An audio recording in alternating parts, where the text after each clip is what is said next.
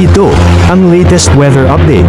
Alamin ang pinakasariwang ulat panahon ngayon dito sa Information TV Educational Channel. Kanina nga pong alas 2 ng hapon, yung low pressure area sa may Philippine Sea sa loob ng ating area of responsibility ay na-develop na bilang isang mahina bagyo or tropical depression. At huling namataan, itong si Tropical Depression Neneng at 1,025 kilometers silangan ng extreme northern Luzon. Si Bagyong Neneng na po ang pangatlong bagyo for the month of August at pang-14 naman po for 2026. May taglay na hangin ang Bagyong Neneng na 45 kilometers per hour malapit sa gitna, pagbugso hanggang 55 kilometers per hour at kumikilos pahilagang kanluran at 20 kph.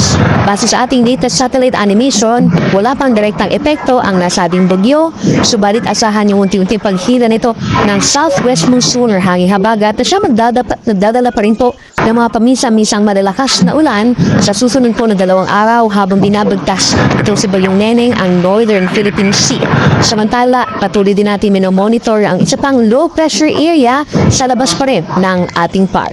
Huling namataan nito kaninang hapon at 460 kilometers kanluran ng Talayan, Cagayan at base pa rin po sa analysis natin, mataas ang tsansa na ito maging isang tropical depression din kagaya nitong si Bagyong Neneng sa susunod na 24 oras. Makikita nating movement nitong low pressure area within 24 hours mabagal na kumikilos palayo ng abing kalupaan. So ibig sabihin, kahit ito man ay maging bagyo, malit ang tsansa na magkakaroon agad tayo ng ikalawa or pang-apat pa na bagyo for the month of August anytime dahil kikilos ito towards southern portion of China. At wala rin direktang epekto itong LPA sa alimang panig ng ating bansa. Again, yung mga pangulan sa malaking bahagi ng Luzon at Visayas dahil pa rin po sa hanging habagat.